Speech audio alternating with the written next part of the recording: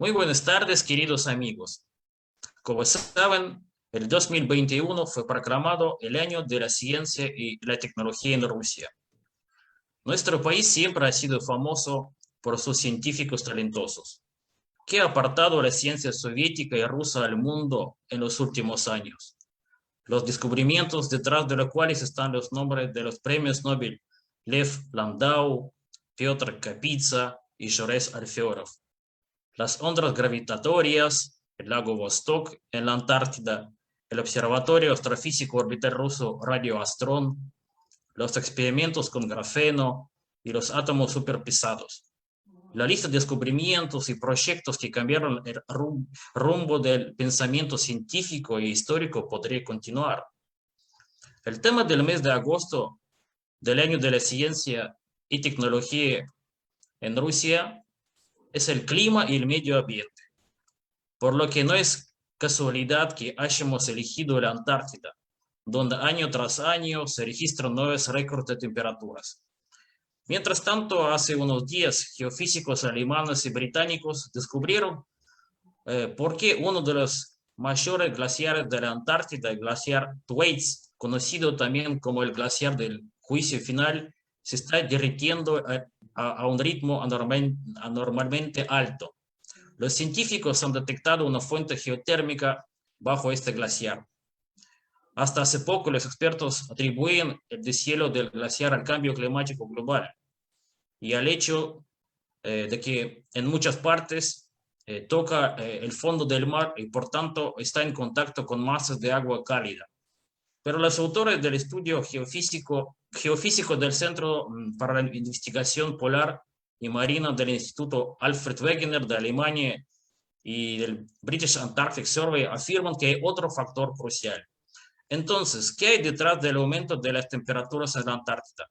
Esas y otras preguntas vamos a dejar a nuestros invitados de hoy, al doctor Juan Manuel Lirio, coordinador de Ciencias de la Tierra del Instituto Antártico Argentino, y a la doctora Cecilia Rodríguez Amenábar, jefa del Departamento de Paleontología del Instituto Antártico Argentino. Bueno, ahora tienen la palabra. Muchísimas gracias, Dimitri, gracias a todos por acompañarnos esta tarde. Bueno, con Juan Manuel vamos a presentar esta...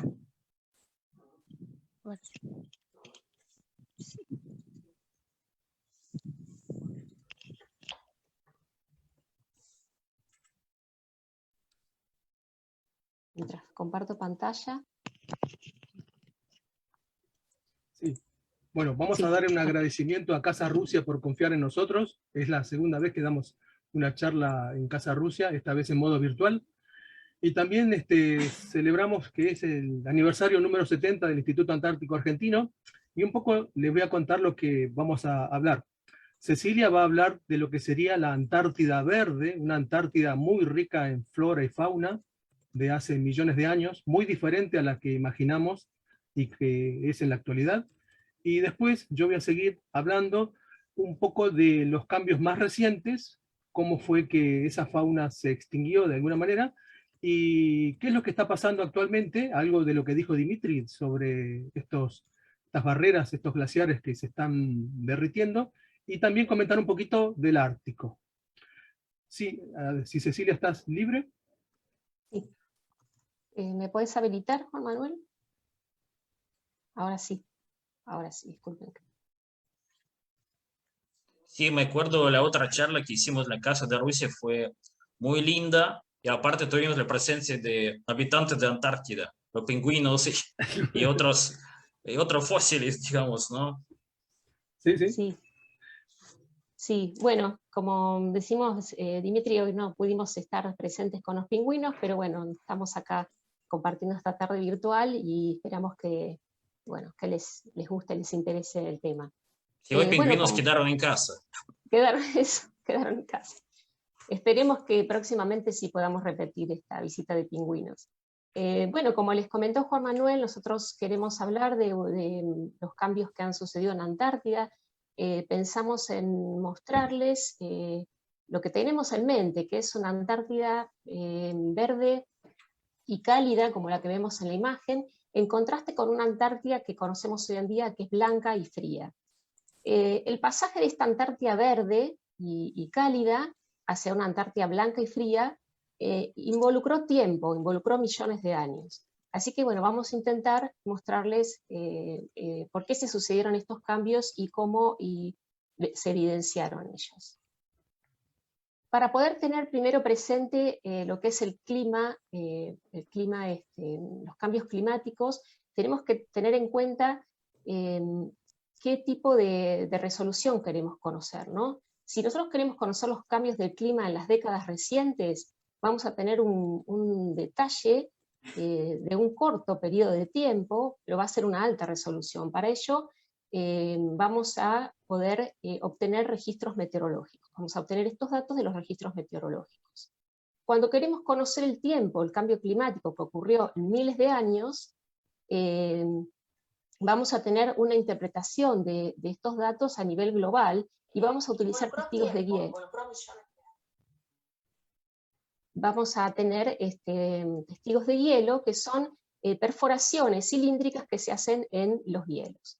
Y para poder tener evidencia del clima que ocurrió, o sea, cómo fue el clima hace millones de años, vamos a utilizar a los fósiles. Estas evidencias climáticas de millones de años son las que tienen el menor grado de precisión, porque estamos hablando de millones de años en comparación con los días que tenemos en el registro meteorológico, y son interpretados a gran escala. Esto es la evidencia climática de los cambios climáticos a partir de los fósiles, es de los que le voy a hablar enseguida.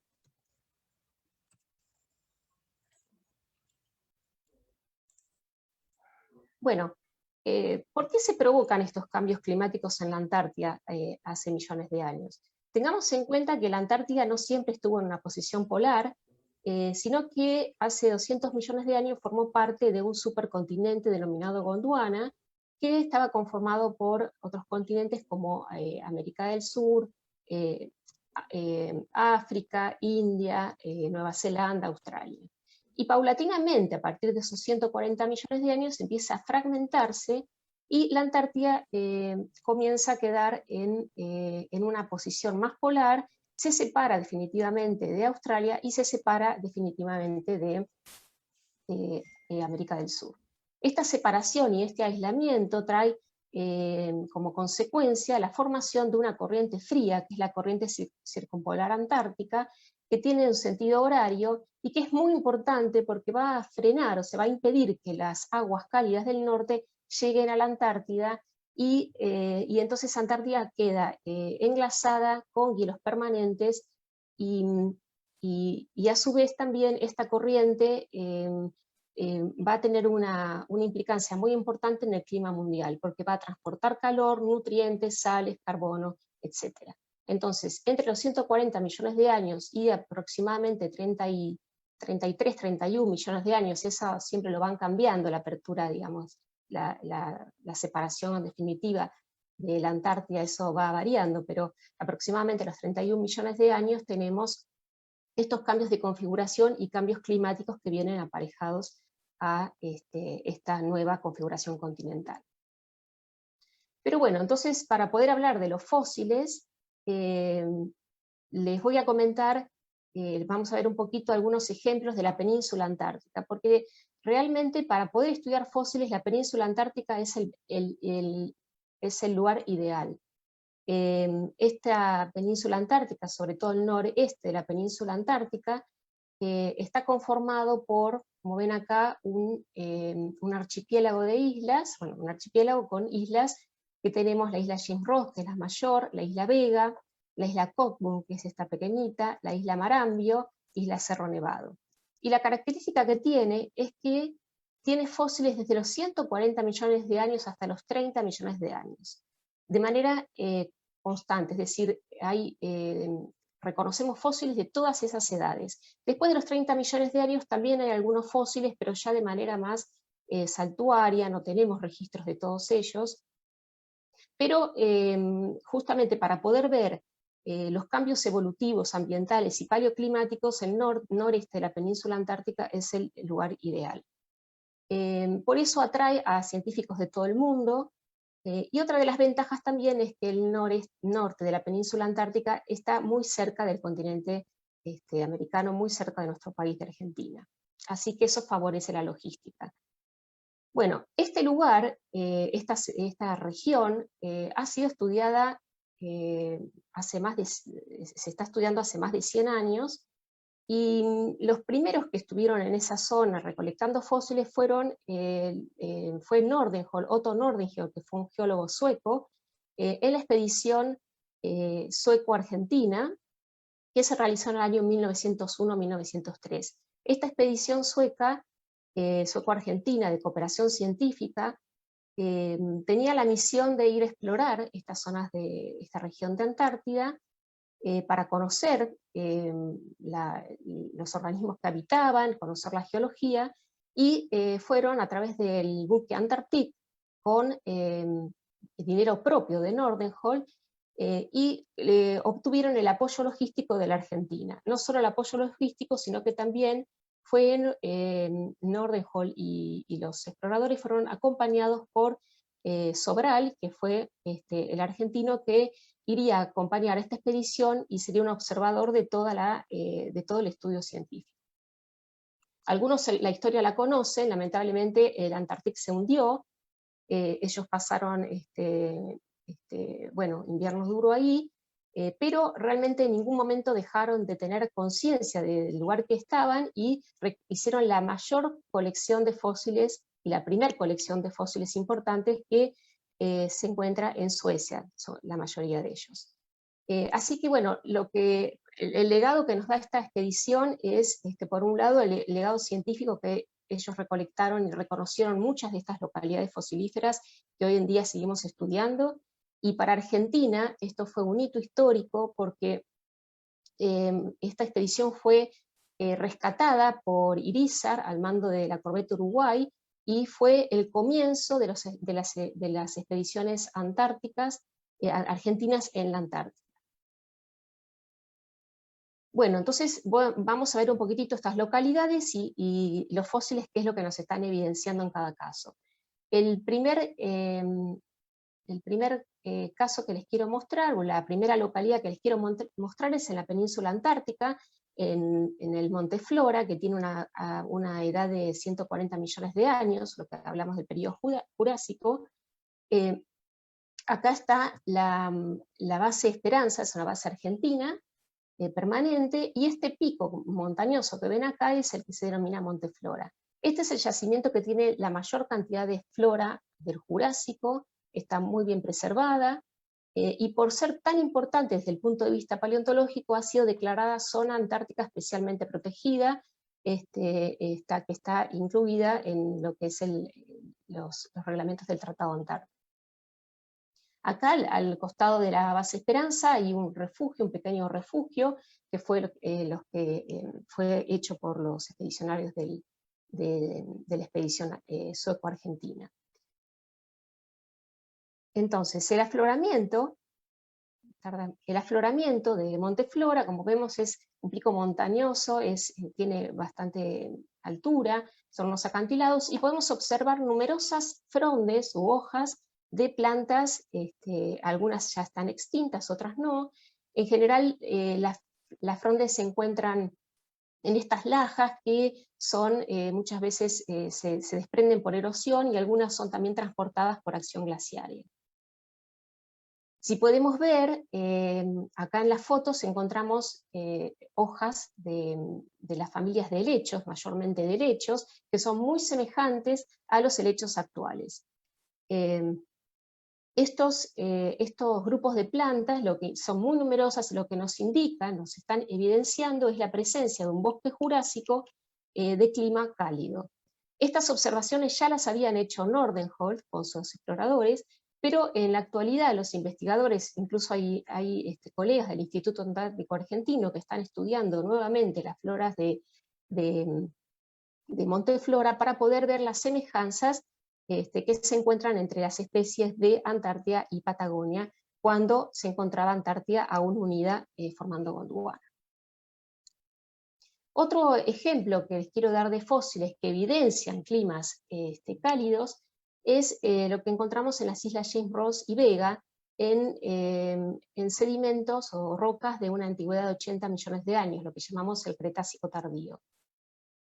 Acá podemos observar parte de lo que sería el afloramiento o el yacimiento fosilífero, como quieran llamarlo, personas muestreando, y podemos ver acá cada una de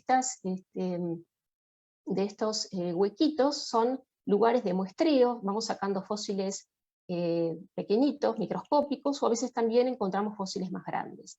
Acá no se puede apreciar muy bien, pero lo que estamos muestreando acá son distintas capas que se depositan de forma horizontal, y para que ustedes se den una idea, estudiar la paleontología o estudiar la geología es como leer las hojas de un libro, es decir, cada hoja representa un estrato diferente, y en el mejor de los casos podemos tener el libro completo cuando tenemos fósiles en cada uno de los niveles, y cuando hay erosión o los fósiles no se preservan, es como si nos faltara alguna hoja del libro. Entonces así vamos reconstruyendo la historia. Fíjense el tamaño pequeño de las personas que están muestreando, y lo que son estos 200 o 300 metros de espesor que tiene Antártida. Bueno, ¿qué es lo que hemos encontrado acá? Hemos encontrado hojas y granos de polen de unas plantas, que son plantas con flor, que se denominan Nothofagus, su nombre científico, y hoy los conocemos como lenga, coigüe y nile. Acá podemos observar hojas, son muy chiquititas, y los granos de polen, todo esto es fósil, y a la derecha vemos las hojas actuales, que son también muy chiquititas, pero muy semejantes, con las mismas características, y los granos de polen actuales. Esto también lo que nos está evidenciando es la presencia de bosques, bosques templados lluviosos como los que hoy existen en la zona de Patagonia. Imaginamos que en la Antártida hace 80 millones de años encontrábamos un bosque como el de la imagen que les estoy mostrando, donde los estratos superiores estaban dominados por estas plantas de Nothofagus o lenga o igüe, y otras plantas coniferales, bueno, asociadas a las coníferas, araucarias o carpáceas, y en la zona de sotobosque, digamos, los estratos más inferiores estarían dominados por otros grupos que necesitan humedad, como ser los musgos, de plantas herbáceas. Pero lo interesante de esto es que hoy en día conocemos lugares con estos bosques, como los que habría en Antártida. Por ejemplo, en el sur de Argentina y Chile, la foto de la izquierda es un bosque de Nothofagus de Chile, y el de la derecha es otro bosque de Argentina. Y en la actualidad, Nothofagus, o estas plantas que les comenté, están solamente distribuidas en Argentina, en lo que es todo Argentina y Chile, toda la Patagonia, y Australia, Nueva Zelanda, Nueva Caledonia, etc. Pero no están en Antártida, lógicamente no hay árboles, ¿no?, de gran porte en Antártida. Vemos acá en este cuadro de abajo que tenemos una distribución también en la Patagonia argentina y chilena. Tenemos los distintos colores que representan los distintos grupos de Nothofagus, y también en lo que sería Tierra del Fuego. Bueno, lo que se propone es cómo habrían, por qué, digamos, esta coincidencia, o por qué tanto en la Antártida como en América del Sur y en otros lugares de los que formaban parte de Gondwana coexistían estos bosques. Bueno, lo que se plantea es que hace 80 millones de años, o un poquito, sí, entre 80 y 70 millones de años, habría habido esta conexión terrestre entre Sudamérica y Antártida y Australia, formando parte del Gondwana, y que entonces las plantas se habrían migrado, se habrían dispersado los granos de polen, y entonces habrían colonizado todos estos lugares. El centro de origen habría sido la Antártida, la península antártica en particular, y eso lo sabemos porque los primeros granos de polen, los granos de polen más ancestrales, están en la isla James Ross. Lógicamente después las condiciones que reinan cuando se instala la corriente circumpolar antártica hacen que los bosques de Notofagus se extingan, desaparezcan de Antártida. Por eso nosotros en la Patagonia tenemos bosques antiquísimos, bosques muy antiguos, bosques gondwanicos. En ese sentido, los hermanos chilenos conservan muy bien a sus bosques de lengas y coigües, tienen mucho valor, mucho respeto por esos bosques, que es, ya les digo, estar en esos bosques es como meterse en una máquina del pasado y estar en la Antártida de hace 80 millones de años. Bueno, eso pasaba en el continente, pero en los mares lo que nosotros tenemos son otros organismos que estaban acostumbrados a vivir adaptados a vivir a aguas cálidas, como por ejemplo estos moluscos, que se denominan amonites, y que los familiares más directos, los organismos más directos son los que quedan en la actualidad, son los nautilodios y los pulpos. Los pulpos también son parte de este grupo de cefalópodos. Acá a la derecha vemos una reconstrucción de cómo habría sido el organismo, con el que tienen unas conchillas de carbonato de calcio, un caparazón de carbonato de calcio bien robusto, y en uno de los extremos sale una cabeza con ojos, una cabeza muy desarrollada. También en los mares encontrábamos reptiles marinos, como vemos el de la foto. Acá hay colegas de la Universidad de La Plata recolectando huesos. Muchas veces se encuentran partes del esqueleto que exigen una recuperación del material, digamos, en forma de bochones para que los huesos no se fragmenten.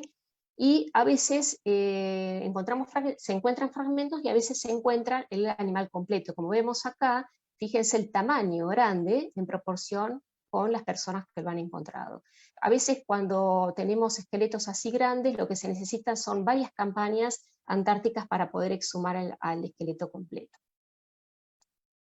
Bueno, pasando entonces rápidamente, digamos, desde los 80 millones de años sigue ese clima cálido, sigue Antártida unida pero separándose a América del Sur y a Australia, y llegamos a los 66 millones de años, donde hay una importante extinción, una de las más grandes extinciones que se reconocen en la historia de la vida, en la historia de la Tierra, esta gran extinción hace que desaparezcan animales como los amonites, como los plesiosaurios, y surgen otros grupos, o empiezan a hacerse cada vez más abundantes los mamíferos y las plantas con flor.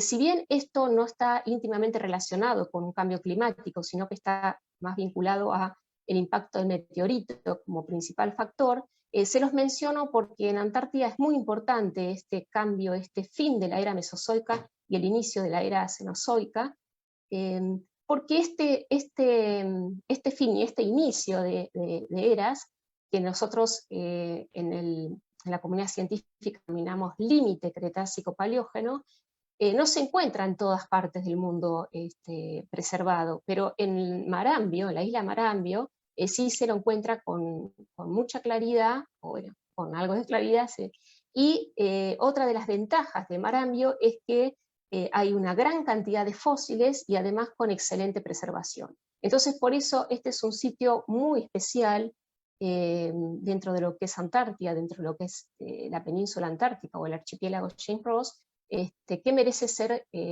considerado y es sumamente estudiado de manera permanente. Más allá de que Nordenholm también estuvo con los expedicionarios aquí y hallaron fósiles, a pesar de que hayan pasado más de 100 años, siguen obteniéndose fósiles muy interesantes, y se están haciendo estudios con tecnologías un poquito más avanzadas para obtener más información. Bueno, uno también hablando de la isla Marambio, como les comenté, es sumamente fosilífera, y entre los 50 y 30 millones de años hay una gran cantidad de fósiles con excelente preservación, y algunos de ellos nos evidencian estos cambios climáticos que van a ir ocurriendo hacia los, digamos, hacia los 30, 31 millones de años, donde ya la corriente circumpolar antártica se hace cada vez más presente y donde se va a encontrar ese deterioro climático donde va a dar lugar a esa Antártida fría. Hay muchísima información de fósiles de la isla Marambio, pero yo me quiero detener solamente con algunos ejemplos, que son los que pueden ilustrar mejor estos cambios que va sufriendo Antártida. En primer lugar, les quería mostrar estas concentraciones de moluscos que se ven acá. Acá hay una piqueta, acá se ve esta cantidad de moluscos bivalvos, y acá los podemos ver a la derecha, que tienen estos caparazones bien gruesos, y son muy abundantes, y estos moluscos se evidencian aguas templadas a cálidas. ¿Cómo es que estos moluscos evidencian estas aguas? Bueno, simplemente las conchillas o los esqueletos o los caparazones de carbonato de calcio lo que van a hacer es incorporar oxígeno del agua. Entonces lo que se hace es estudiar isótopos de oxígeno de los caparazones de los bivalvos. Nosotros tenemos dos tipos hay dos isótopos en un mismo elemento, en este caso el oxígeno 18 y 16, que tienen propiedades idénticas, propiedades químicas idénticas porque tienen el mismo número de protones y electrones, pero que difieren en el número de neutrones. Por eso la masa es diferente. Entonces tienen un peso diferente y comportamientos diferentes frente a procesos de evaporación y condensación. Entonces, de acuerdo al proceso que ocurra, el esqueleto o el caparazón de este organismo se va a enriquecer más en oxígeno 18 o en oxígeno 16. Entonces, lo que se ha visto es que estos isótopos de oxígeno se pueden analizar en las conchillas de bivalvos y ver las temperaturas que tenían las aguas hace 40 millones de años. En este esquema que les presento aquí, podemos observar algunos niveles en color. La línea de color rojo son esqueletos de un tipo de bivalvo y la azul es de otro género, de otro grupo de bivalvos. Pero los círculos en verde están mostrando momentos donde la temperatura de las aguas alcanzaba 15 grados aproximadamente. Y después vemos que tienen, hacia los 40 millones de años, tienen una caída llegando hasta aproximadamente los 5 grados en cerca de los 30 millones de años. Estos picos de temperaturas de 15 grados aproximadamente se corresponden con momentos climáticos que se denominan óptimos climáticos, reconocidos a nivel mundial. Algunos de ellos se reconoce como MECO, ¿no? Óptimo climático del Eoceno medio. No importan en este caso los nombres, pero son momentos donde las temperaturas han sido muy cálidas y también ha habido bastante dióxido de carbono atmosférico. Entonces nosotros podemos observar cómo esta caída de las temperaturas se va haciendo cada vez más importante hacia los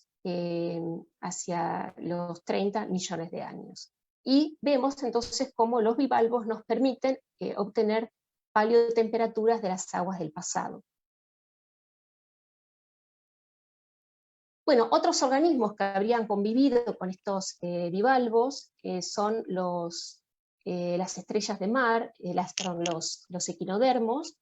En este caso estamos viendo corazón de mar, fósiles, que acá a la derecha vemos los actuales, los vemos muy bien preservados, y estos organismos sí habrían estado adaptados a aguas cálidas. También cerca de en este mismo afloramiento lo que vemos son un banco de estrellas de mar. Este le quiero mencionar porque es un trabajo reciente realizado por una investigadora argentina, y que han encontrado, ella con sus colaboradores, han encontrado un banco de estrellas de mar que están muy bien preservadas, pero ella misma lo que comenta es que al retirarlos del afloramiento se fragmentan con facilidad. Han hallado más de 200 fragmentos, y han visto que estas estrellas de mar habrían vivido en un ambiente de plataforma somera, digamos poco profunda, y y que esta mortandad en masa, porque realmente se encuentran unos muy cercanos a otros, se habría generado por un flujo de detritos, digamos, sedimento que tapa rápidamente a estos equinodermos, y además el aporte de agua dulce que habría modificado las condiciones para que estos organismos pudieran vivir. Lo que sí mencionan los investigadores es que estas estrellas habrían estado adaptadas a vivir bajo temperaturas bastante elevadas, como 15 grados. ¿No? Y que las diferencias de las estrellas que hoy en día que están adaptadas a vivir bajo aguas más frías y en profundidades mayores. Otro ejemplo que les quiero mencionar es el caso, o son los dientes de tiburón. Muchos de ustedes saben que los tiburones viven en aguas cálidas.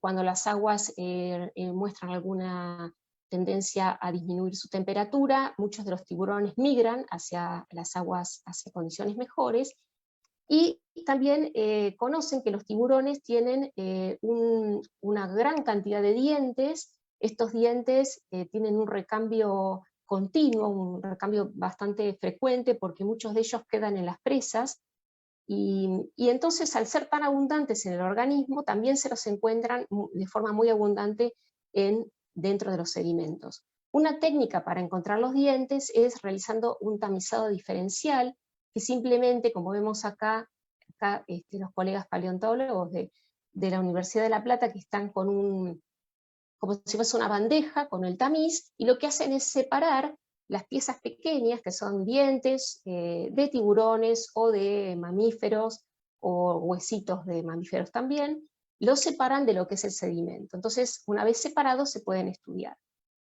Un trabajo reciente de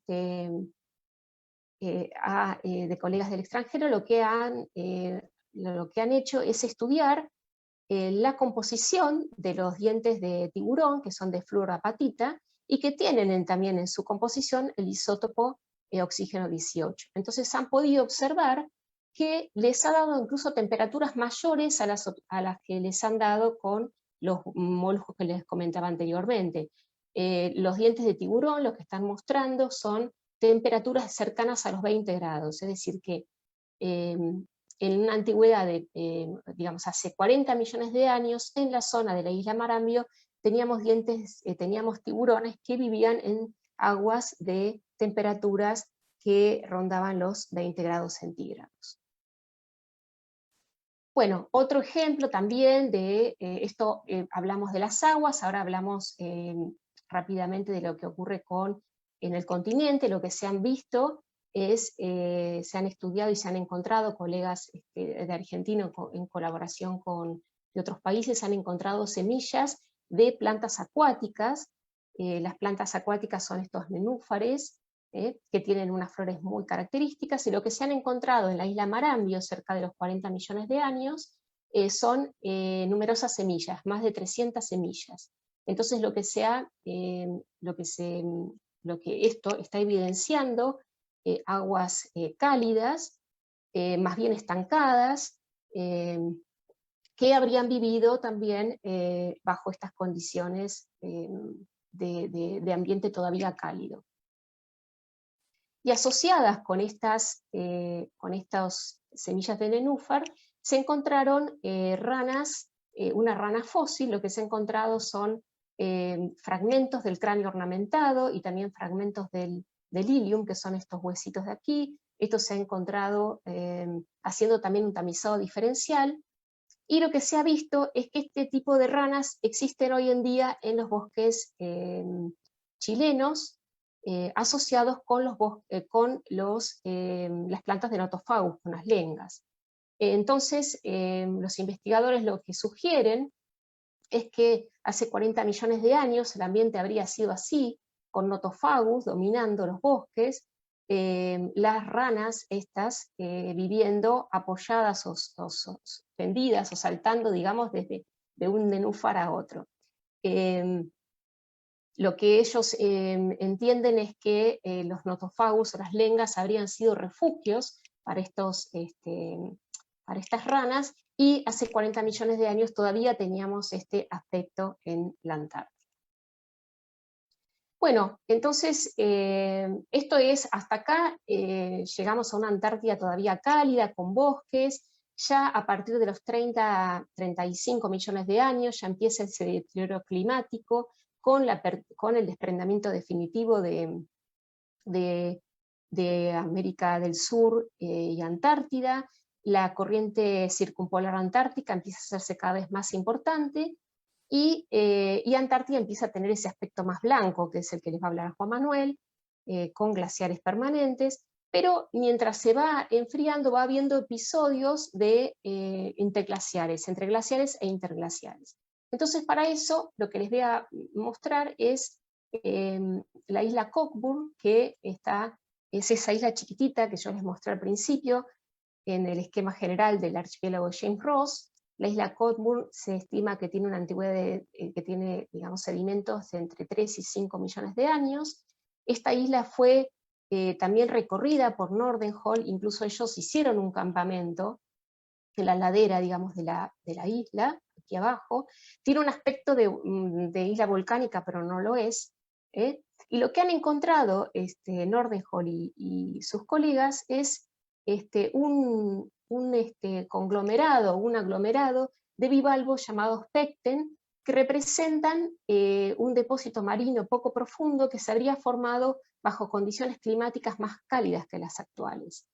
Estos bivalvos lo que indican es que el área esa, ¿no?, habría estado libre de hielo y registra posiblemente un episodio interglaciar. Es decir, nosotros reconocemos en Antártida esos episodios interglaciares porque se caracterizan por una alta diversidad de fauna, en contraposición con los momentos glaciares, donde ya encontramos una fauna mucho más pobre, mucho más monótona y menor diversidad.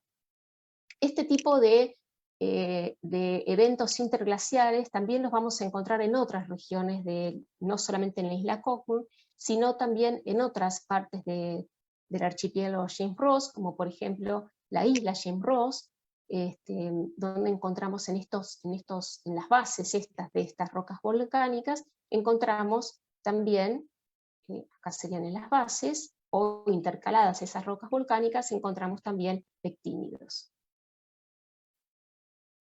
Bueno, entonces para hacer una síntesis de cómo hemos visto la Antártida verde, y la Antártida, ya llegando a la Antártida blanca, les presento aquí una síntesis de la evolución climática de los últimos 100 millones de años que se han dado en la Antártida. Este es un esquema muy interesante porque está integrando datos de isótopos, en este caso no tomados de moluscos, sino tomados de unos organismos microscópicos que se llaman foraminíferos, y fue integrando entonces, tienen registro de los últimos 100 millones de años hasta la actualidad. Y van tomando distintos sitios que están alrededor, o sea, que están alrededor del continente antártico y algunos sitios también del continente.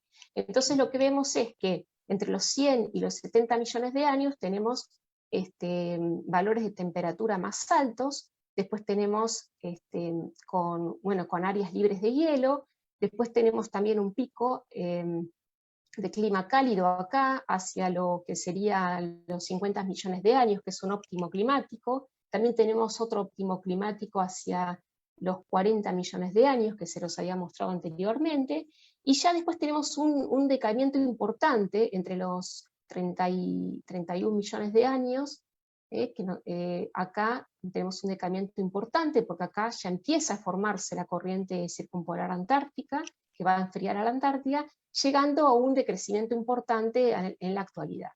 Si nosotros vemos esta columna de la derecha, vemos estos mapas, y vamos a ver lo mismo, vamos a ver cómo la Antártida se va viendo en estos mapitas, cómo va incrementándose el espesor del hielo. Acá tenemos los colores más oscuros, son el espesor del hielo, y tenemos las zonas donde vamos teniendo. Acá tenemos 15 metros de espesor, y acá vamos teniendo cada vez más hasta llegar a una Antártida blanca con 63 metros. Bueno, Juan Manuel, yo te voy a pasar la palabra y la pantalla para que vos puedas ir con la Antártida Blanca y mostrar todas esas cosas tan interesantes que nos vas a presentar, Juan Manuel. Sí. Muchas gracias, Cecilia. A ver si vemos.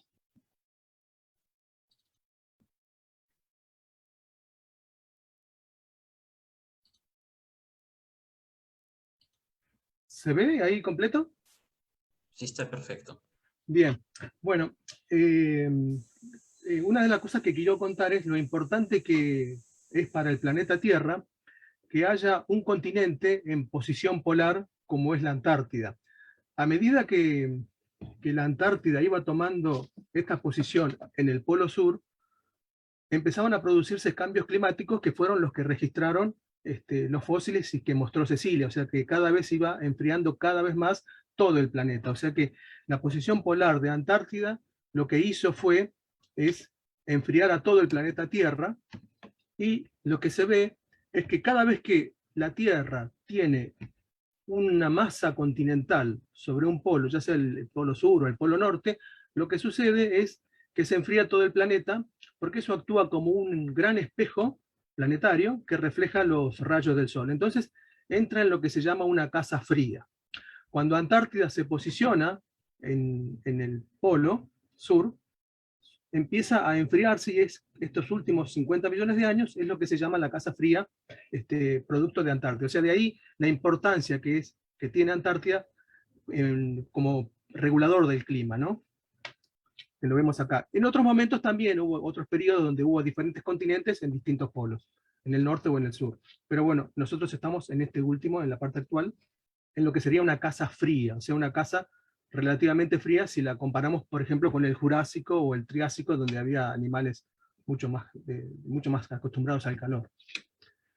Cecilia les habló la importancia de los testigos marinos, pues en este caso de los foraminíferos, que nos dieron toda esa información de paleotemperaturas, pero también hay otros registros paleoclimáticos como los testigos de hielo, que nos llegan a dar hasta 800 millones de años, perdón, 800.000 años de historia climática, y son como paleotermómetros, ¿sí?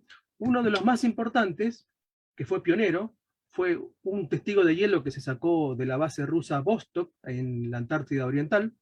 Acá vemos la torre donde se sacaban los testigos, y ahí hay un testigo de aproximadamente 4 kilómetros de longitud. Acá vemos algunos ejemplos de ese testigo de Vostok, ¿sí? Y fue estudiado, y lo que observaron es, si yo me fijo en el gráfico de abajo, el gráfico rojo, tengo acá en la manito, no sé si la ven, la actualidad sería el 0, y los 420.000 años que registra el testigo Vostok, ¿sí? Lo que se ve es como en una línea verde, la que sería la temperatura actual, ¿sí? Cómo desde los 420.000 años a la actualidad fue variando, ¿sí? Ahí como si fuera un serrucho, de lo que serían los ciclos glaciarios y los ciclos interglaciarios. Los interglaciarios son como el que tengo acá en la actualidad, al lado de la foto de Dimitri, ¿sí? Tengo una temperatura más elevada, y casi cada 100.000 años, fíjense que yo tengo como interglaciarios, ¿sí? Con temperatura elevada, como sería el actual. En el actual, nosotros estamos en el Holoceno, que sería un periodo interglaciario. Cuando venga el próximo ciclo glaciario, vamos a tener 100.000 años de frío, o sea, vamos a tener un periodo así de disminución de la temperatura, y esto se ve muy bien reflejado en lo que es los testigos de hielo. El testigo de hielo, además de servir como paleotermómetro, me da una idea de qué gases componen la atmósfera, porque la nieve atrapa pequeñas burbujitas de hielo, y es posible estudiarlo atrapados en el hielo. Entonces, entre otros gases, yo puedo estudiar el dióxido de carbono. Entonces, este testigo Vostok lo que se muestra, es cómo el dióxido de carbono sigue perfectamente la curva de temperatura. O sea, evidentemente hay una relación directa entre la cantidad de dióxido de carbono en la atmósfera y la temperatura de la Tierra, ¿sí? Más dióxido de carbono, más temperatura. es un gas de efecto invernadero.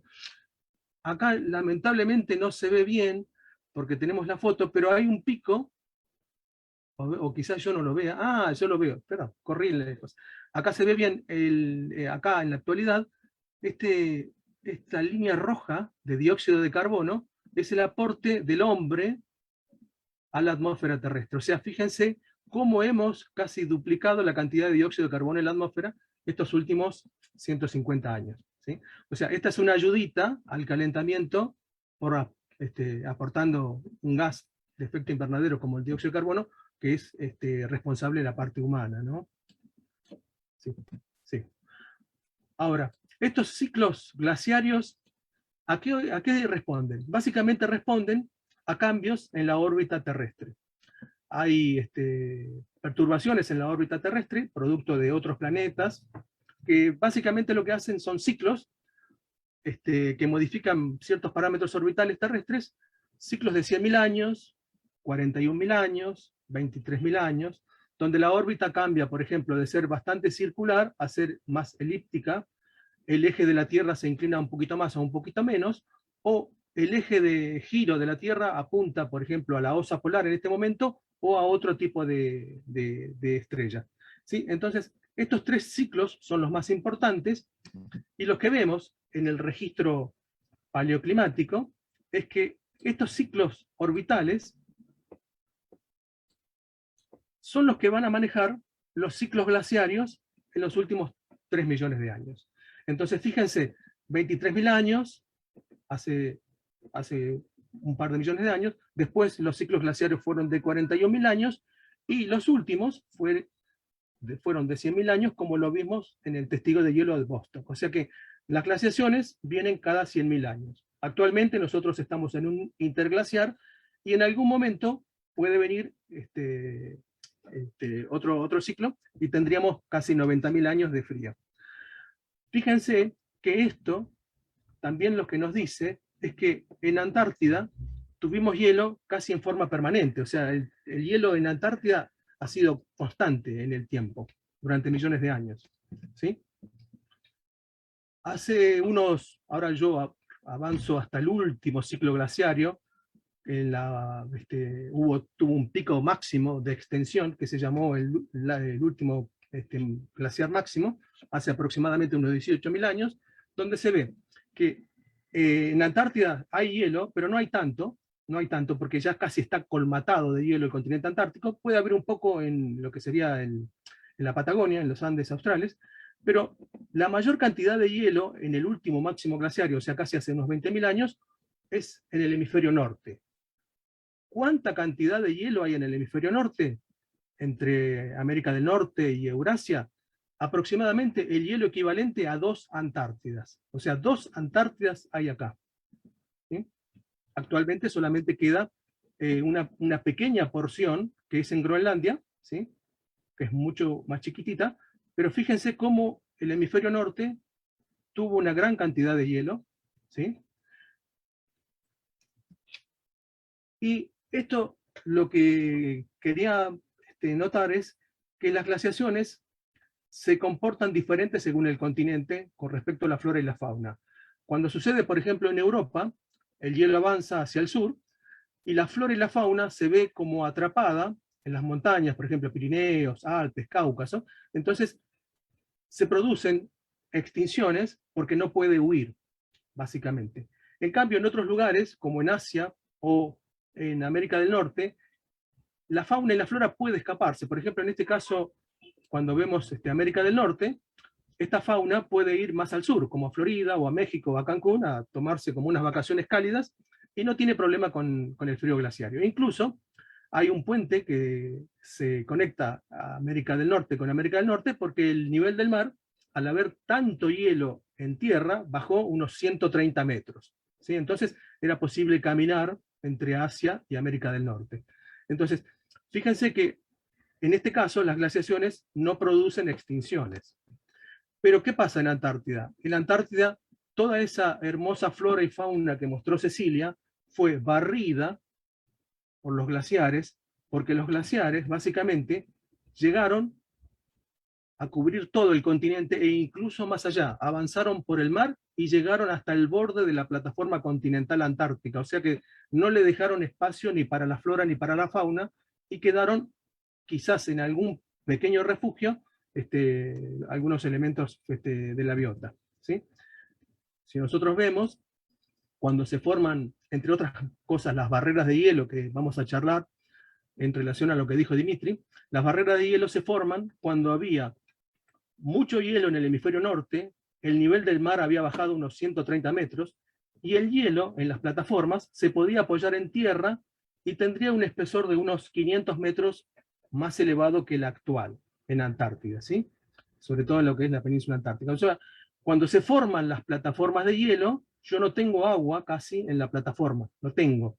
Básicamente, yo acá lo que tengo es hielo apoyado en tierra y solamente unos pocos metros de contacto entre el agua del mar, que suele ser más cálida que el hielo, por supuesto, ¿no? Fíjense, esto lo vamos a comparar con la actualidad. Entonces, así es como se formaron las barreras de hielo en Antártida, avanzando sobre la plataforma continental hasta el borde, ¿sí? Cuando uno ve la península antártica y todo el continente en general, lo que ve es que, por ejemplo, hay 3 grandes regiones, muy diferentes geológicamente. La más antigua es lo que se llama la Antártida Oriental, es un escudo de rocas muy viejas, de más de 500 millones de años, ¿sí? Que es equivalente, por ejemplo, al escudo que uno puede encontrar en Brasil, en Canadá, en el Báltico, ¿sí? Son rocas de corteza espesa, gruesa, que pueden soportar mucho peso sin hundirse. Tenemos, por otro lado, la Antártida Occidental, que sería la continuidad, de alguna manera, de los Andes, ¿sí? Los Andes se sumergen en el Atlántico y aparecen de vuelta en la península antártica, y hay una región intermedia, que también es montañosa, con cierta relación, que es una zona de rift. Una zona de rift es donde se están separando los continentes. Por ejemplo, nosotros tuvimos un rift cuando se separó África de América, tuvimos una separación y se generaron rocas volcánicas y se generó el océano Atlántico. Bueno, algo parecido, o sea, ese es lo que está pasando acá. Nosotros acá tenemos volcanes activos, como el volcán Erebus, y también tenemos volcanes activos en este sector. Entonces, hay fenómenos geotérmicos, como decía Dimitri, en esta zona, porque es como que se está abriendo el continente, y tengo volcanes básicamente básicos, y hay también volcanes acá. Entonces no sería de extrañar que en el volcán, que este hallazgo que mencionaba Dimitri, de fenómenos geotérmicos en la barrera Thwaites, ¿sí? Porque en las transantárticas hay vulcanismo activo subglaciario, o sea, no lo vemos, pero hay glaciares bajo el hielo, ¿sí? Ahora, ¿qué es lo que hace esta diferencia de rocas? Lo que yo veo acá es un mapa de lo que vería si le sacara a la Antártida todo el hielo. Entonces veo algunas zonas elevadas en color rojo, ¿sí? Son las zonas más elevadas, unas zonas típicas más bajas, pero sobre el nivel del mar, que serían estas zonas verdes. Fíjense que la Antártida Oriental se comporta casi como islas aisladas, con alguna que otra elevación, pero básicamente lo que está sobre el nivel del mar es la Antártida Oriental, la Antártida Vieja, la Antártida de mucha corteza. Entonces, esto es, ahora que viene la época de pandemia y uno está más en la cocina, es como una mesada. Es decir, yo tengo del freezer, saqué 2 pollos, tengo un pollo apoyado en una mesada, que es esta, la Antártida Oriental, la Antártida Vieja, y tengo un pollo que está apoyado en la bacha, en el agua. Entonces se van a descongelar en forma muy diferente, porque el que está apoyado en tierra me va a soportar muchísimo más y va a costar que se descongele, pero en cambio, el que está en contacto con el agua, que es lo que le pasa a la Antártida Oriental, el hielo en la Antártida Oriental está en una zona más deprimida, más en contacto con el agua, ese pollo se va a descongelar más fácil. Entonces, así es, de alguna manera, fácil de ver cómo los grandes cambios climáticos ocurren principalmente en la Antártida Oriental. ¿Por qué? Porque está más deprimida, es un relieve más bajo y está en contacto con el agua. Por el contrario, donde yo tengo el hielo apoyado en tierra, puedo acumular mucho hielo, mucho espesor, y lo vamos a ver. Acá, este es un mapa de los espesores de hielo. Entonces se ve claramente cómo en la Antártida Oriental, esta Antártida vieja, puede soportar espesores de hielo que llegan casi a los 4.500 metros de espesor. Esto hace que la Antártida sea muy diferente al Ártico, porque esto le da una estabilidad climática muy importante a Antártida, que ha hecho que este hielo permanezca incluso durante muchos ciclos glaciarios, ¿sí? Para que tengan una idea, el testigo de hielo de Vostok debe estar por acá. O sea, yo tengo una inercia térmica muy importante en la Antártida Oriental, y las variaciones principales del clima se dan en la Antártida Occidental, ¿sí? Que vamos a ver que tiene varias barreras, ¿sí? Que están colapsando. Entonces, queda claro que es importante la parte... no puedo cambiar porque... No me de... cambio de golpe, perdón. Bueno, ahí está. Esta es otra manera de verlo. Entonces, la Antártida Oriental, como tiene un gran espesor de hielo apoyado sobre roca sólida, muy vieja, ¿sí?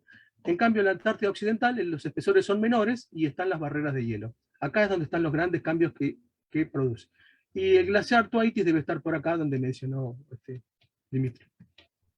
Fíjense, otra idea de cómo se ve el relieve de Antártida, como la gran altura que tiene la meseta de la Antártida Oriental, y eso hace, además, como cuando yo voy a la montaña, a medida que subo, la temperatura baja. Entonces esto hace que el continente antártico tenga temperaturas mucho más bajas, por ejemplo, que en el Ártico, porque además de tener hielo, lo tenemos cada vez más alto. Entonces hace que los récords de temperatura del planeta se produzcan en la Antártida Oriental principalmente. Y nos da una idea muy clara de cómo la geología influye en la distribución de hielo en Antártida, ¿sí? Fijémonos, esto es básicamente el hemisferio sur, qué diferente que es. Yo lo tengo, donde está el polo sur, tengo un continente que me permitió acumular una gran cantidad de hielo durante millones de años. En cambio, en el hemisferio norte, yo lo que tengo básicamente es agua, que temporariamente acumula hielo, en este caso hielo marino, y me queda un restito de hielo continental que sería Groenlandia. Fíjense que Groenlandia es relativamente chiquita si uno se lo compara con Antártida, ¿sí? Esto es, ahora me voy mucho más a la actualidad. Yo voy a contar lo que de alguna manera fui testigo de entrar, tener la suerte de entrar en el Instituto Antártico Argentino hace unos 35 años. Íbamos con el Hércules a Marambio, después, bueno, formábamos los campamentos, y de ahí nos íbamos, por ejemplo, en Twin Otter, a la zona de las barreras. Entonces, tuve la suerte de ver estos cambios cuando trabajábamos en la barrera. Acá esta es una foto mía, bastante joven, con pelo, pero básicamente trabajamos sobre una barrera que ahora ya no está. ¿Sí? Esta es la barrera Larsen A y Larsen B. Esta barrera, para que tengan una idea, nosotros, voy con la manito, no sé si la llegan a ver, nosotros trabajábamos acá, Marambio estaría por acá, ¿sí? A unos 200 kilómetros, entonces el PIN nos dejaba, y nosotros investigábamos por Larsen A, llegábamos en moto a este lugar, o íbamos por Larsen B y estudiábamos este lugar, o los glaciólogos, que en este caso es un mapa de un glaciólogo que teníamos en el instituto, que era Pedro Esparca, que hacía estudios glaciológicos antes del colapso de la barrera. Y acá se nota cómo fue cambiando el borde de la barrera, que sería cómo fue colapsando la barrera, y todo empezó aproximadamente cerca del 86 cuando yo entro en el instituto, ¿sí? Primero se separa un glaciar que unía la península antártica con la isla Jim Ross, después una caleta Larsen que tenía hielo, después se va Larsen A, y después Larsen B, ¿sí? Fíjense, esto sería como un cucurucho que se va derritiendo desde la punta, desde el norte hacia el sur. O sea, lo próximo que se va a colapsar va a ser más al sur, ¿sí? Esto es una imagen vista desde un satélite de lo que pasó en Larsen B, en este caso. Fíjense que se ven desde el satélite como lagunas, ¿sí? Y cómo se rompió en casi un mes, se rompió como un espejo en 1000 pedazos, ¿sí? Esto es el grupo de geólogos y glaciólogos del instituto, glaciólogos en especial, volando sobre esa zona. Las lagunas que veíamos en satélites, vean cómo se ven en la barrera. Había lugares donde estas lagunas drenaban y se veían cataratas de unos 30 metros de altura, o sea, de la barrera donde uno piensa que estaba todo frío, se estaba derritiendo. Y también lo que ocurría era, se estaban formando un montón de grietas, y era realmente peligroso hacer estos trabajos de glaciología, ¿sí? Pero los datos de campo que sacaron fueron muy importantes. Esta es una foto de ahí días de la ruptura. Fíjense que la barrera está totalmente colapsada, se formaron una gran cantidad de témpanos, y fue como un espejo roto que se despedazó, ¿sí? Entonces, ¿qué es lo que está pasando ahora? Este gráfico parecido se lo mostré antes, cuando la barrera de hielo se formó en unas condiciones climáticas muy diferentes, con mucho más frío, con un nivel mucho más bajo, y donde el frente de hielo solamente tenía contacto con el mar en la parte del frente, pocos metros, 200, 300 metros de frente, ¿sí? Pero actualmente, ¿qué sucede? Ya tengo el nivel del mar mucho más alto. Ya no tengo solamente unos pocos metros de contacto del mar con el hielo. El agua se mete por abajo de las barreras.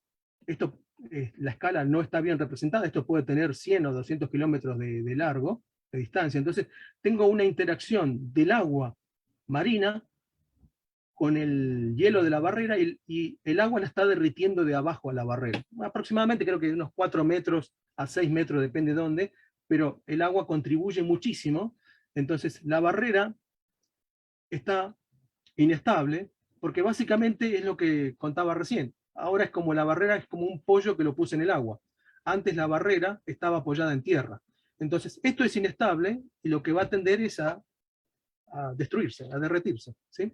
Y eso me va a generar que el hielo retroceda, y cuando, esta es una serie de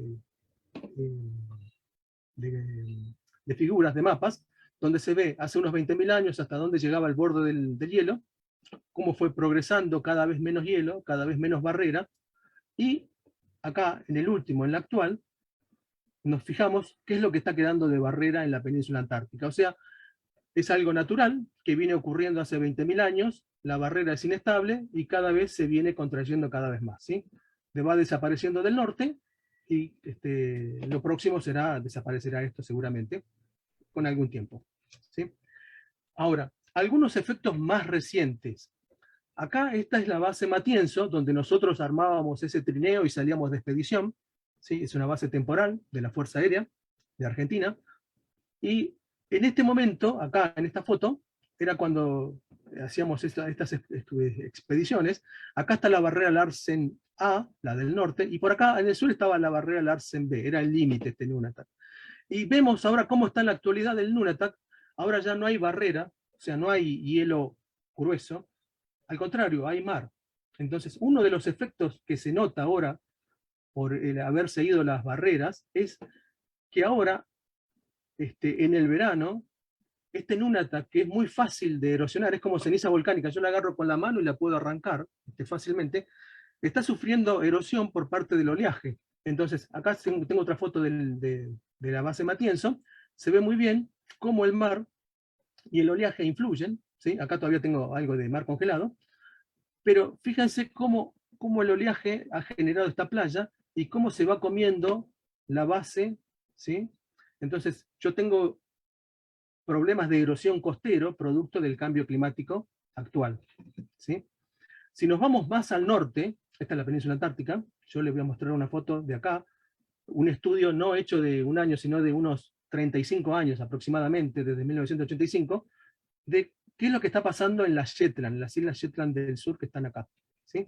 Un trabajo de unos brasileros muy reciente, donde muestran, a partir de imágenes satelitales, cómo la cantidad de lagos se ha incrementado, y en este caso lo que me está mostrando es el incremento del área de lagos.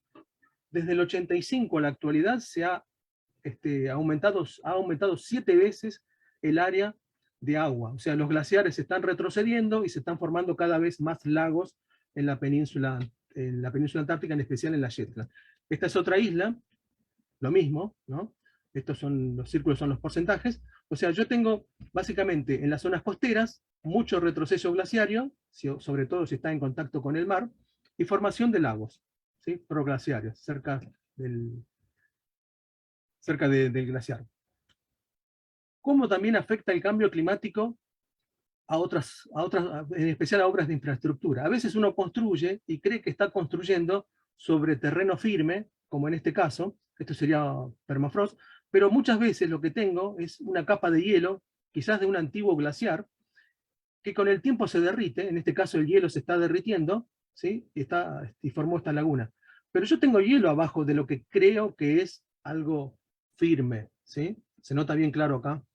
Entonces, fíjense acá, esto es Base Esperanza, se construyó un helipuerto para el aterrizaje de helicópteros, se construyó en forma horizontal, y fíjense cómo el hielo que estaba abajo se derritió y hundió toda esta parte del helipuerto y lo inclinó todo, y cómo se formó agua acá, ¿sí? Este es un efecto del cambio climático en algunas obras de infraestructura, en este caso en una base como es Esperanza, ¿no? También un refugio histórico, que Cecilia habló de la exposición Nordenskiöld de hace más de 100 años.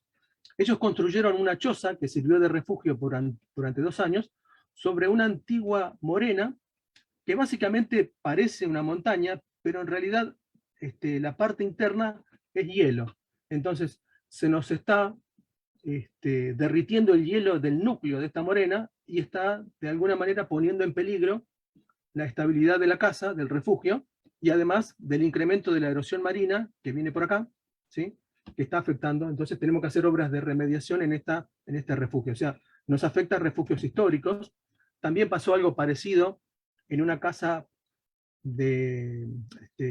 esta es la base Petrel, construyeron una base en una morena, que le pasa lo mismo, hay hielo acá abajo, se nota que acá se ha derretido, y hay como hundimientos diferenciales que hacen que la casa se rompa, se ponga en falsa escuadra, ¿sí? Y con el tiempo se puede destruir si no hay mantenimiento. La están manteniendo, pero a lo que voy, esto también es un efecto del cambio climático que se ve en la actualidad. ¿Qué sucede con los lagos? Cuando un glaciar, como lo que está pasando actualmente, los glaciares están retrocediendo, lo que suele pasar es que deja un depósito en el frente, que se llama morena, ¿sí? Que sirve como un dique para contener el agua del hielo del glaciar que se derrite. Entonces, estos serían los lagos proglaciarios. Pero también sucede en los veranos, sobre todo, que el hielo, por las altas temperaturas, se derrite más, entonces estos lagos pueden colmatar y producir como inundaciones catastróficas, ¿sí? Es lo que voy a mostrar ahora, lo que pasó en Base Esperanza. Acá habló Cecilia, yo también hablé, el helipuerto estaba por acá, esta es la Base Esperanza.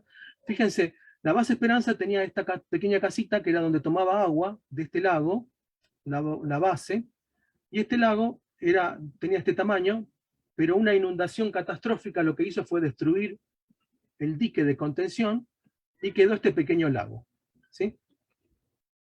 Nosotros fuimos unos días después de esta foto, y lo que vimos es que el lago se secó. Básicamente el lago, cuando lo visitamos, después de 1 o 2 días, se fue. Y no se fue porque no estaba el dique de contención, sino, si ustedes se fijan acá estos huecos, los voy a mostrar más cercanos, fíjense cómo se va yendo el agua.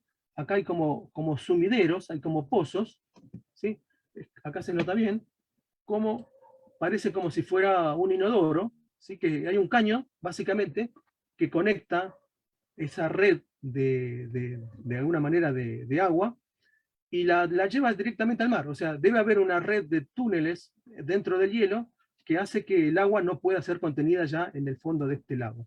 Entonces, uno de los efectos del cambio climático también es que esta Base Esperanza ahora ya no puede colectar agua de ese lago, sino que tiene que ir mucho más lejos para buscar agua potable. Entonces hay una cañería que acá se ve, que viene a buscar agua, ¿sí? A este lago proglaciario, que fue el causante de esa inundación catastrófica. Acá este era el dique que lo contenía, y acá se fue todo el dique, ¿sí? Fíjense que este dique, que parece que es sólido, en realidad es, no sé si lo ven, acá se ve hielo, hielo, hielo, hielo, solamente arriba hay unos pocos pedazos de roca, ¿sí? Entonces, esto es lo que está pasando en varios lugares de Antártida, pero también en otros continentes, en las cordilleras también. O sea, se están formando lagos proglaciarios y es muy posible que empiecen a haber estos tipos de inundación catastrófica, ¿sí? Porque la morena que lo contiene no es tan eficiente y se derrite, como en este caso, ¿sí? Esta es una imagen de la NASA en base a satélites Criosat y Criosat 2, que básicamente lo que miden es el relieve, la topografía, a mucho detalle, con mucha precisión. Entonces, si yo observo que la altura de la Antártida disminuye, puedo pensar que es porque se está derritiendo. O si se incrementa la altura, es porque está aumentando la cantidad de hielo. Básicamente es lo que me dice esta imagen, ¿sí?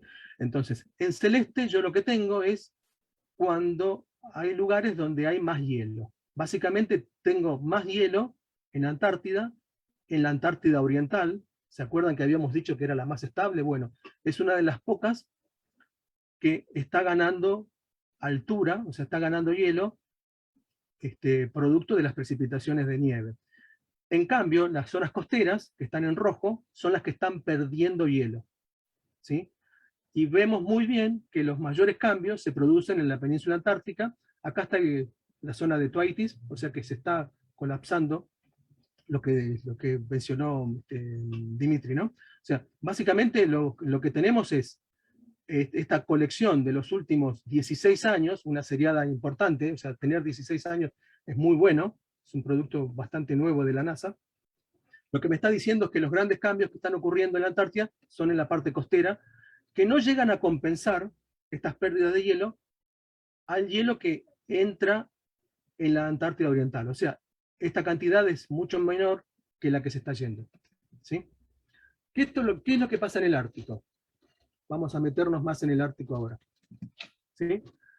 Hay un estudio también, aproximadamente una foto del 85 y la otra de 2017, bastante reciente. Lo que muestra este mapa es el hielo marino, o sea, el hielo que se forma en el mar. En el 85, este color blanco significa hielo viejo, de más de 7 años. Es un hielo antiguo, de mayor espesor, que es más fácil de que perdure en el tiempo, o sea, que no se derrita en el verano, que era mucho más común el hielo antiguo, de más de 7 años, antes, y era lo que impedía que se pudiera llegar al Ártico, por ejemplo, fácilmente y se pudiera navegar. ¿Qué es lo que está pasando ahora, en el 2017? Fíjense que ya casi no hay hielo viejo, ¿sí? Hay muy poco hielo blanco. La mayor cantidad de hielo es hielo relativamente joven, que tiene poco espesor, que se derrite muy fácil, que en los veranos no desaparece. Entonces, en lugar de haber hielo que me refleje los rayos del sol, yo ahora lo que tengo en el Ártico es una masa oceánica que absorbe el calor. Entonces, en lugar de enfriarse, ahora la masa de agua en el Ártico se está calentando. ¿Se entiende la idea? Entonces, yo lo que tengo es un Ártico, por un lado, con menos hielo, que me permite navegar. Ahora es mucho más fácil navegar en el Ártico, entonces se abren rutas comerciales nuevas, porque tener contacto de, por ejemplo, Rusia, con la parte de Japón, China, y poder comerciar con Europa o Estados Unidos, es muy importante para el comercio, ¿sí? Y también puedo acceder a las costas americanas, Canadá, ¿sí? por distintos caminos en el Ártico.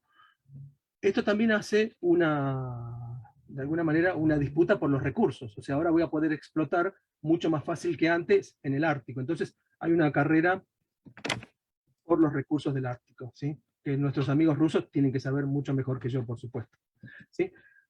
¿Qué trae también la falta de hielo? Hay animales que necesitan el hielo, algunos, por ejemplo, para ocultarse, como las focas, que se ocultaban en ese hielo espeso, viejo, hacían como túneles. Entonces el oso polar trataba de ir y buscarlas, pero ahora el oso polar ni siquiera consigue bandejones para caminar, entonces el pobre se la pasa nadando, y es muy fácil de ver por las focas. Entonces básicamente hay cada vez más común ver osos famélicos, osos polares, ¿sí? Y por otro lado, otros animales que necesitan, como las morsas, en este caso, descansar en tierra firme, no encuentran hielo para descansar, y la poca tierra firme que hay tiene sobrepoblación de morsas, y las pobres, a veces hay como avalanchas y se mueren los más chiquitos, los bebés, por la sobrepoblación. Y son empujadas a ascender, en este caso hay una montaña, entonces las morsas tratan de alejarse de la costa para tener un lugar tranquilo para dormir, pero después no pueden bajar. En este caso hay una foto, es triste, pero como una morsa se desbarranca porque no sabe cómo bajar. ¿Sí? Entonces esto está ocurriendo en el Ártico actualmente, o sea, cómo el cambio climático y la falta de hielo afecta la fauna, ¿no? Otro efecto que se ve en el Ártico es la erosión costera, como vimos en la base, en un ataque Larsen de Matienzo. O sea, en toda la costa ártica, ahora ya no tengo el mar congelado, porque el mar congelado no me permitía que hubiera oleaje, pero al no haber mar congelado, el oleaje es importante, y yo lo que tengo es las costas sometidas a tormentas, y el oleaje va erosionando las costas de gran parte del Ártico, ¿sí? No basta mucho para erosionar varios metros. Fíjense, también, esta es una foto del Ártico, cómo debajo de lo que parece que es tierra firme, tenemos hielo, que es lo que se llama el permafrost. Con el calor, esto se está derritiendo, ¿sí? Entonces, imaginen si yo tengo una construcción en estos lugares, ¿qué es lo que pasa? En este caso no me importa porque, bueno, me afectó si quiero la parte del estacionamiento de este edificio.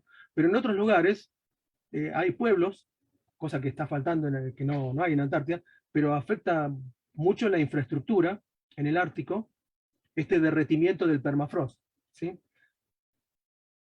Como ese desnivel, como le pasaba al aeropuerto, pone y rompe los edificios, ¿sí? Y ahora es mucho más caro, por ejemplo, si el helipuerto, que era chiquito, tenía problemas, imagínense lo que puede ser mantener horizontal una pista de aterrizaje para un avión. O sea, es mucho más complicado, esto involucra más costos para tratar de tener un aeropuerto operable. También hay que hacer obras para que la erosión costera no afecte ciertas construcciones. Y otra cosa que se ve es la aparición de lagos en el Ártico, y esto lo que me aporta es gases de metano, que son gases de efecto invernadero, unas 20 veces más poderoso que el dióxido de carbono. O sea que tengo cada vez más dióxido de carbono en la atmósfera producto del derretimiento del permafrost, ¿sí? Hay una imagen muy parecida a la Antártida, del mismo estudio de la NASA, donde se ve casi lo mismo. Que en los últimos 16 años se ve donde Groenlandia está perdiendo hielo, que es básicamente las zonas costeras, y en el interior está ganando un poquito de hielo, ¿sí? Pero básicamente no compensa con las pérdidas en la costa. Y ahora lo habrán escuchado quizás en la noticia, ha llovido incluso en la parte más alta de Groenlandia. O sea, aparte de la temperatura más alta del aire, hay lluvias que favorecen que haya más derretimiento, ¿sí? Esto es lo que está pasando en Groenlandia.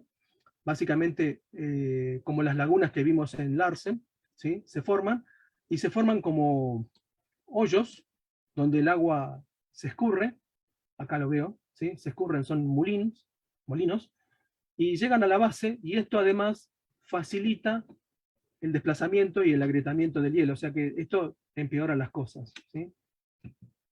Y ahora, esta es la última diapositiva, lo que les quiero mostrar, qué es lo que puede pasar. De alguna manera, los testigos de hielo me dan una información. Esto es la actualidad, 0. Este es el nivel del mar, 0 acá en la actualidad. ¿Sí? Fíjense cómo hace 20.000 años el nivel del mar estaba a unos 130 metros por debajo del actual, de la costa actual, en el último máximo glaciario. ¿Se acuerdan que le habías dicho que había como 2 Antártidas en el hemisferio norte? Bueno, esas 2 Antártidas son un equivalente a más o menos 120 metros de agua en el nivel de los océanos. Pero fíjense algo interesante, ¿qué es lo que pasó hace 120.000 años? El nivel del mar era mucho más alto, ¿sí? Unos 8 metros más elevado que en la actualidad.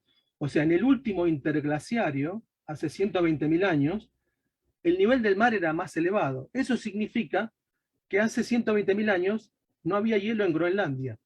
O sea, y acá no hay una influencia del hombre, porque hace 120.000 años básicamente no había casi cultura por la parte humana. Entonces, naturalmente, Groenlandia no tenía hielo hace 120.000 años. O sea que es posible tener un modelo de futuro planeta sin hielo en Groenlandia. El problema es que no 8 metros, con unos pocos centímetros hay muchos países y mucha población costera que sufriría enormemente, ¿sí? Entonces, imagínense si sufrimos con 1 metro lo que pueden llegar a ser si se funde todo el hielo de Groenlandia. Pero bueno, con esto me despido. Muchísimas gracias a la Casa Rusia por invitarnos. Y muchísimas gracias también a Florencia de la Galería Torres Bartes y todos sus artistas que nos coordinaron y tienen confianza en nosotros. Muchas gracias, Dimitri, por todo. Bueno, Juan Manuel, muchas gracias. Gracias, Cecilia. Muy interesante la charla, la verdad que también imágenes muy impresionantes, cómo los cambios climáticos afectaron la Antártida y Ártico también. Bueno, pero nosotros los vamos a invitar a, es la última charla de este tipo. El año 2021 continúa y yo estoy recordando que en Rusia es el año de la ciencia y la tecnología. El próximo mes, el tema del próximo mes, el mes de septiembre, será genética y calidad de vida. Y nosotros esperamos contar con la presencia tanto científicos argentinos como sus colegas rusos. Así que bueno, los esperamos y les deseamos muy buen fin de semana y hasta la próxima. Muchas gracias. Muchas gracias. Gracias. Chao.